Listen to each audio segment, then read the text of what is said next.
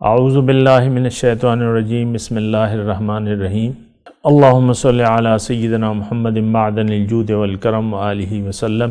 سامعین و ناظرین اکرام، السلام علیکم ورحمۃ اللہ وبرکاتہ۔ آج کا ہمارا موضوع یہ ہے کہ انسان اپنی معراج کو کیسے پا سکتا ہے۔ دیکھیں، اول تو یہ ایک ذہن بنانے کی ضرورت ہے کہ دنیا ہماری منزل نہیں ہے، اور ہماری اصل میں مسئلہ یہ ہے کہ ایک دھوکہ ہم نے بنیادی طور پہ کھا لیا ہے، اور وہ ظاہر کا دھوکہ ہے۔ اب ظاہر کے علاوہ کوئی بات ہماری سمجھ میں نہیں آتی سمجھ میں، کیونکہ اس دھوکے سے ہم نکلے نہیں ہیں اور نکلنا بھی نہیں چاہتے، اور ہم یہ سمجھتے ہیں کہ کوئی ہمیں دنیا سے نکال رہا ہے، دنیا داری سے نکال رہا ہے، یعنی دنیا کو بعض لوگ ایسا سمجھتے ہیں۔ تو یہ تو بڑا ایسا تو کچھ ہے بھی نہیں۔ دنیا تو ایسی ہے کہ دنیا کے ذریعے آپ نے اپنی آخرت کو بنانا ہے۔ دنیا کی زندگی اللہ تعالیٰ نے اس لیے بنائی ہے کہ اس میں زندگی گزار کر، ایسی حالات میں زندگی گزار کر آپ اپنی کامیابی کو حاصل کر سکتے ہیں۔ دنیا تو ایک آلہ ہے، اس آلے کو استعمال نہیں کریں گے تو آپ اپنی کامیابی کو تو نہیں پا سکتے۔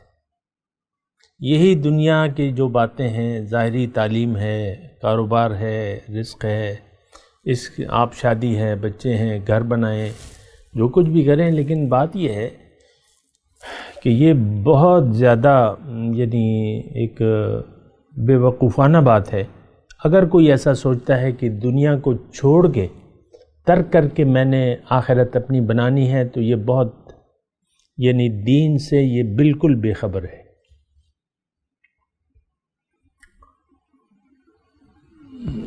سوچا ایسا جاتا ہے نا کہ دنیا، یہ تو دنیا ہے، ہم کیسے کریں گے؟ بھئی دنیا ہے، اسی کو آپ نے استعمال کر کے اپنی معراج تک پہنچنا ہے۔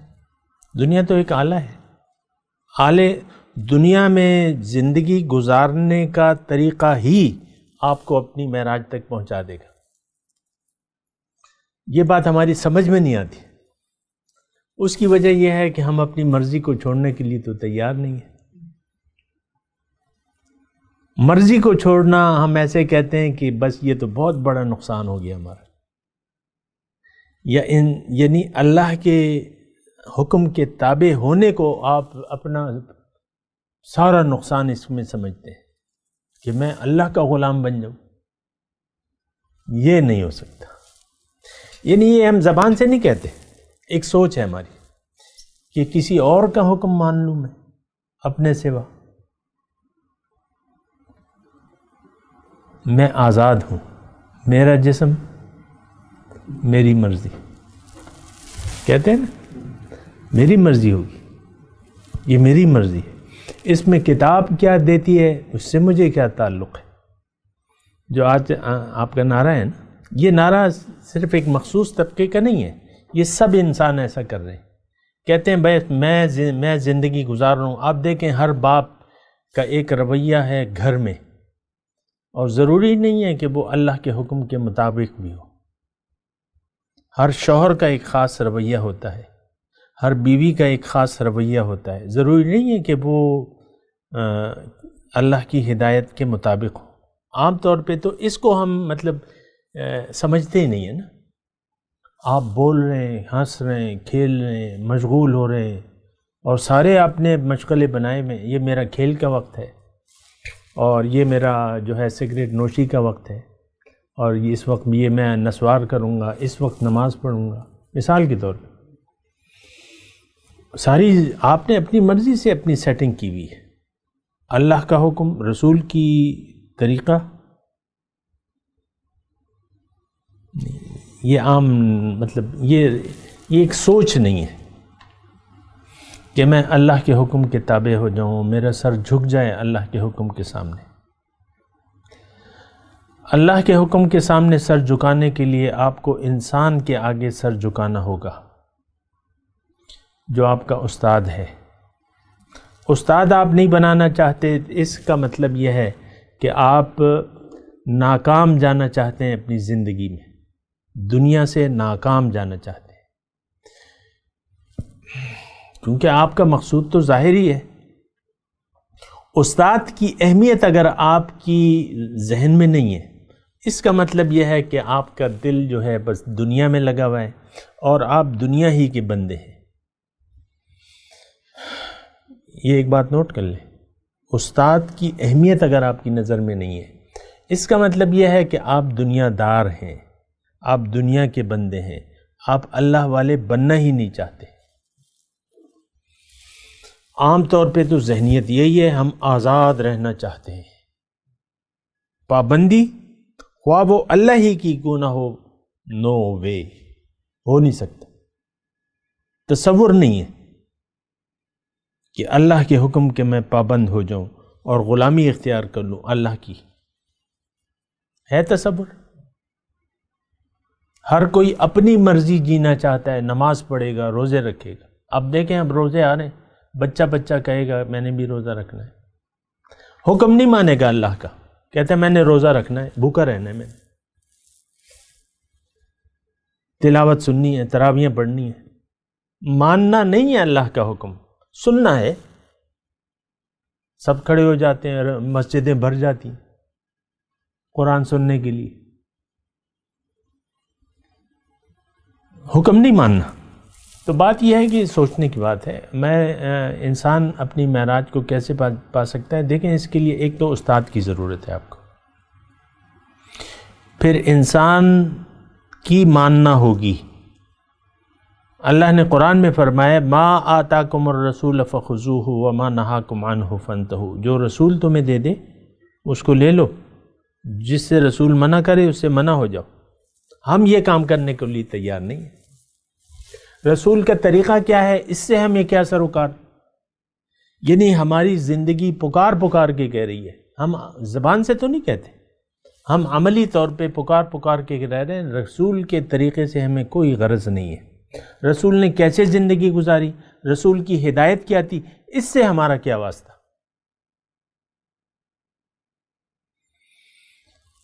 ایک رویہ ہے، یہ ایک سوچ ہے، ایک رویہ ہے، اور یہ سوچ چلی آ رہی ہے بڑی، لیکن بات یہ نہیں ہے کہ ایک کام ہوتا چلا آ رہا ہے، یا کچھ انسان کنویں میں کود کے اپنی زندگی ضائع کر رہے ہیں، تو آپ بھی کہتے ہیں سب لوگ اسی کنویں میں گرے ہوئے ہیں، ہم بھی اسی بے مقصدیت کے کنویں میں گر کے اپنی زندگی کو ضائع کر کے جانا ہے۔ میں نے نہیں کرنی، میں نے نہ اللہ کا ماننا ہے، نہ رسول کی اطاعت کرنی ہے، کسی کی بھی اطاعت نہیں کرنی۔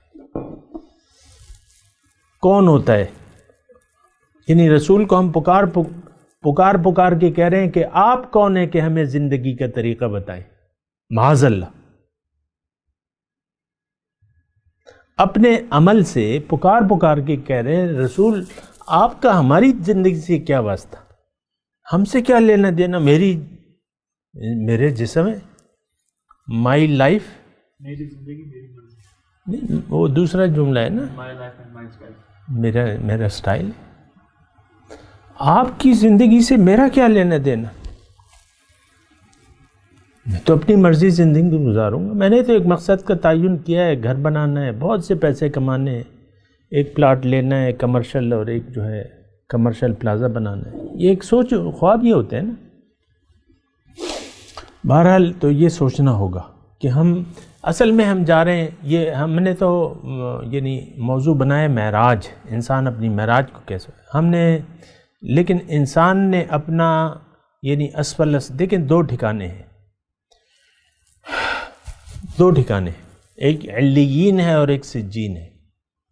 انسان دنیا میں آ کے ایک طرف، یعنی دیکھیں یہ ایک نیوٹرل مقام ہے۔ تھوڑا سا میں اس بات کی وضاحت کروں، دنیا میں جب انسان آتا ہے نا تو یہ نیوٹرل پہ ہے، نیوٹرل سمجھتے ہیں؟ میں ادھر کر رہا ہوں، ہاں مطلب بیچ میں ہے، یعنی سٹارٹنگ پوائنٹ ہے اس کا۔ اب یہ جانا کہاں چاہتا ہے یہ اس کی مرضی ہے، اللہ نے اسے ہدایت اور استاد سے نوازا ہے، اب یہ اس کی مرضی ہے۔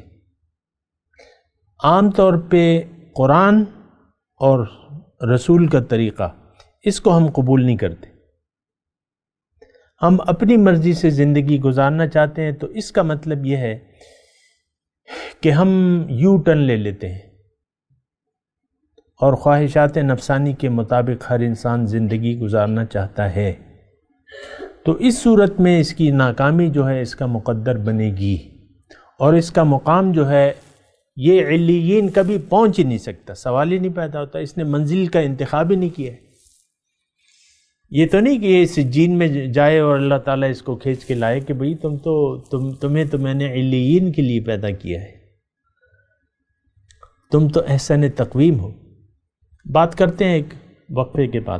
وآخر دعوانا ان الحمدللہ رب العالمین۔ مولاي صل وسلم دائما ابدا على حبيبك خير الخلق كلهم